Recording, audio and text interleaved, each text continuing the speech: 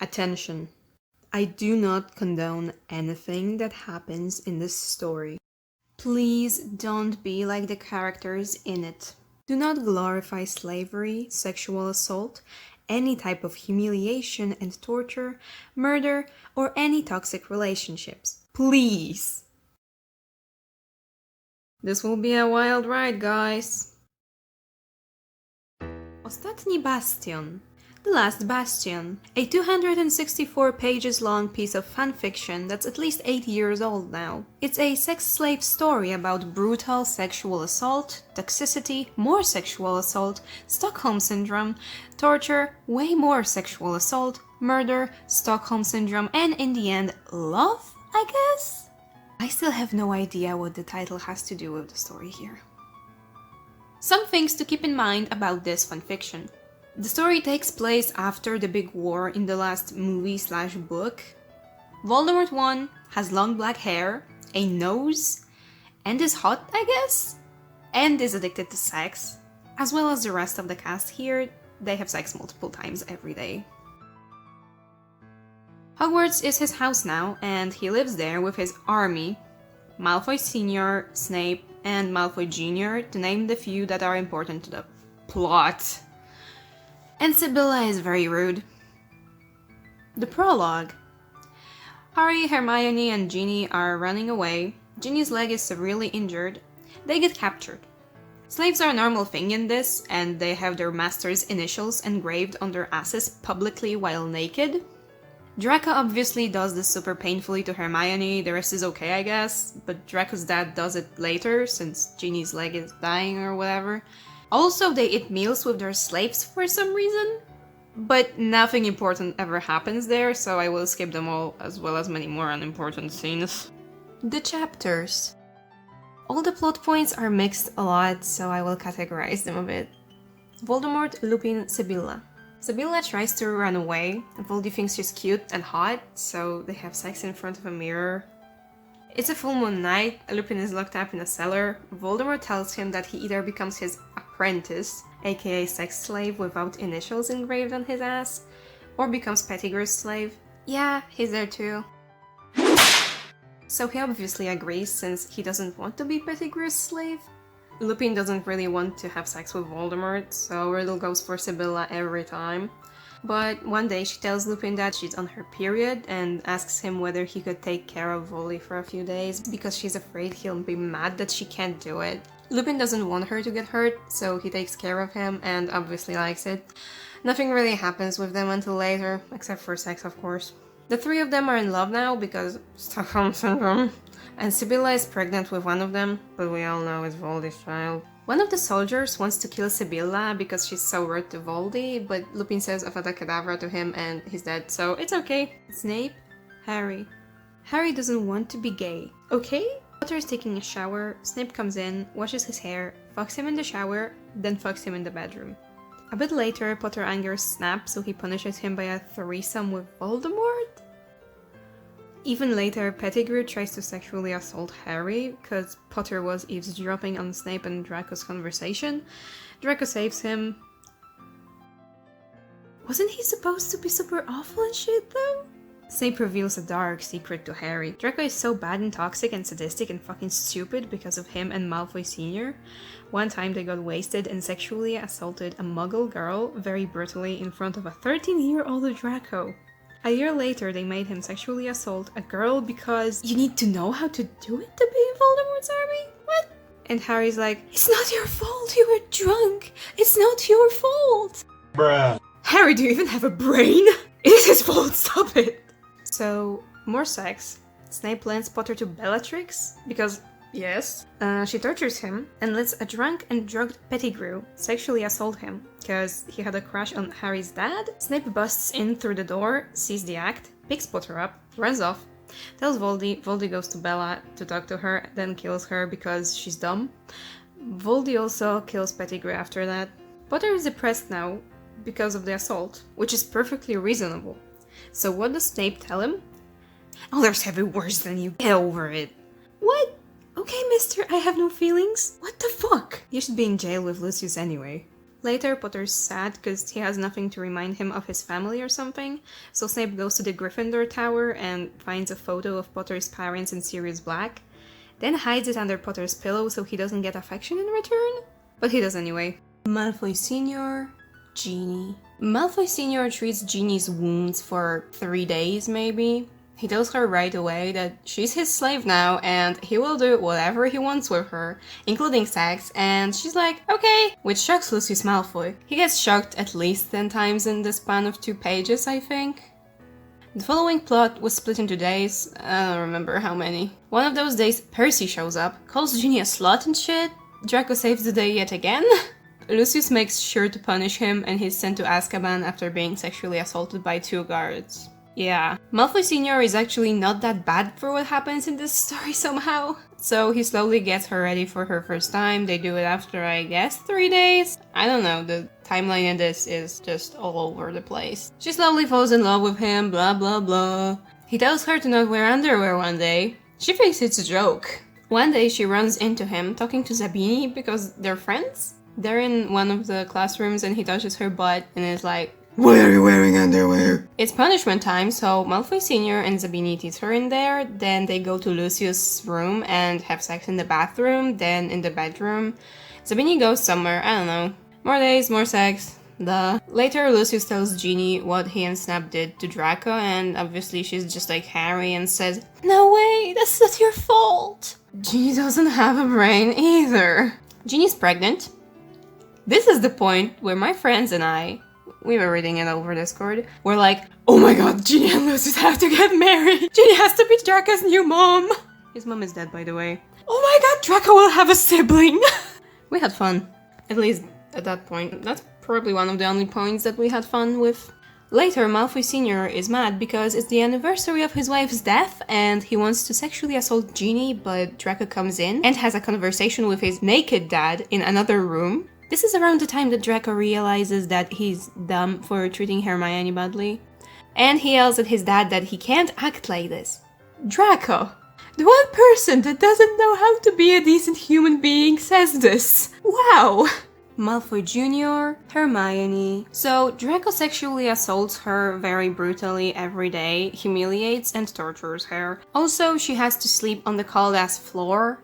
She's very much afraid to even breathe without his permission. She's like a terrified animal.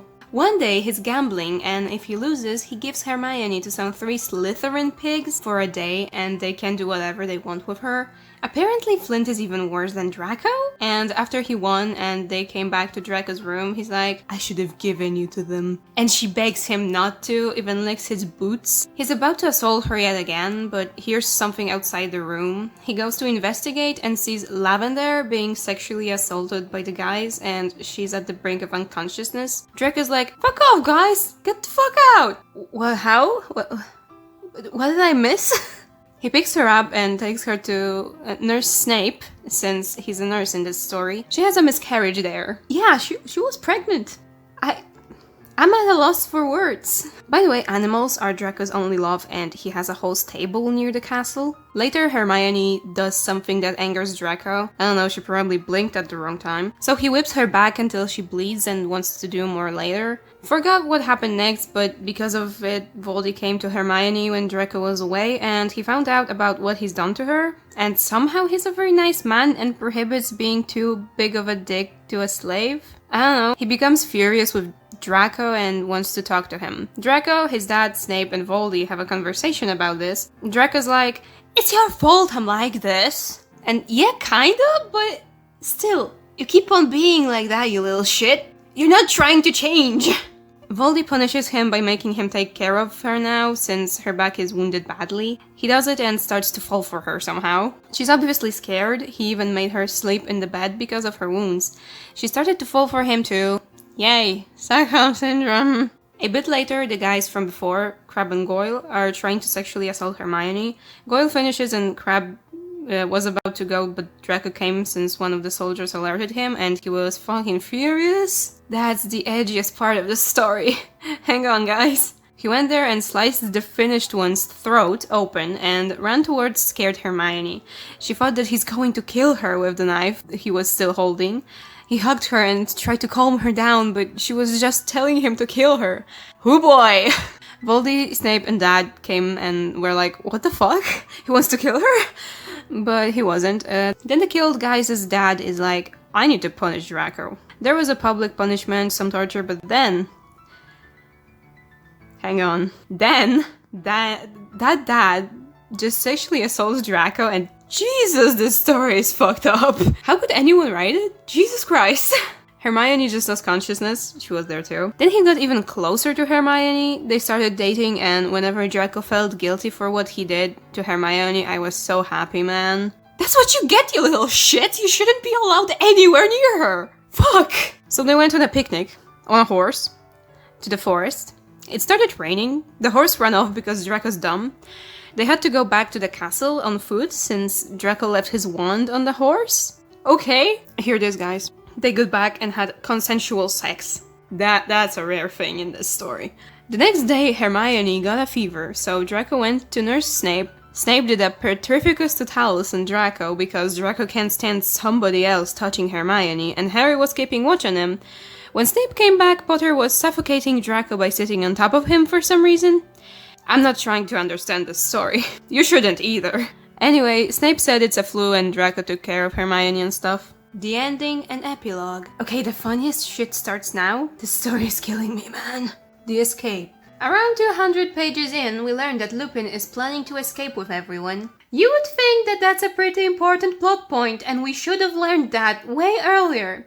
But the author didn't think so. So the main antagonists are going to France for some military-related meeting, and that's the day of the big escape. Lupin, Sibylla, Harry, Ginny, and Hermione go out and nobody in Hogwarts realizes. The best thing is that none of them want to go because Stockholm Syndrome is strong in this one. They get captured by underground black market salespeople to be sold on a slave auction, and now shit hits the fan. But first, souvenir shopping in France! Draco buys an expensive book for Hermione, Lucius buys some expensive necklace with a turquoise rose for Ginny, Snap is looking at broomsticks, and Voldemort bought a crystal ball for Sibylla. Lupin doesn't get anything, poor man. Then on the meeting, Voldy has a hunch that something is wrong, because obviously he does. He goes to the chimney to check what's up and chats with the poltergeist. Best part? Literally everyone told the poltergeist about the escape. But we learned that later, so let's go on. The guys are fucking furious and scared because what if they get captured by the black market guys? So they teleport back to Hogwarts and start looking for them, realize that they indeed got captured, and you know what? Snape knows when illegal slave auctions are going on. Thank you, Nurse Snape. Very nice. The auction. Now that is the funniest and most entertaining point of the story, so it will be very short. They go to Hogsmeade to buy their slaves back. So they sit in the pub or whatever with hoods on their faces waiting for the good stuff, and when they come up they lose their minds. So they bid a shit ton of money each, and you would think that the most expensive slave would be a werewolf or the pregnant ladies, but it's Harry since Nurse Snape is so in love with him and he'll pay any amount of money to get him back. The funniest thing is that they could have just run away without paying, since the slaves were given to them before paying. So it's their fault for being dumb as a brick. After that, they are mad at them for running away, so they don't talk or even look at them for about a day. And you can't imagine what will happen the next day. I will just say that my friends and I were so fucking right about the ending. The marriages. The day after the slaves come back home, it's marriage time, baby! 3 marriages happen in one day. Somehow, Snape and Harry are the first to get married. That was surprising. So Snape is waiting with some drunk priest for Harry, who's being dragged out of bed by some soldier for who knows what. That's nice. When they're there, Snape tells Harry something along the lines of, "If you say no, I will fucking annihilate you. You get it?" So... yay for healthy relationships! Harry obviously says yes by accident because he answers his question. What a dumb boy. Then they are arguing in the bedroom. Harry is angry because Snape didn't even propose? What if you said no? I wouldn't!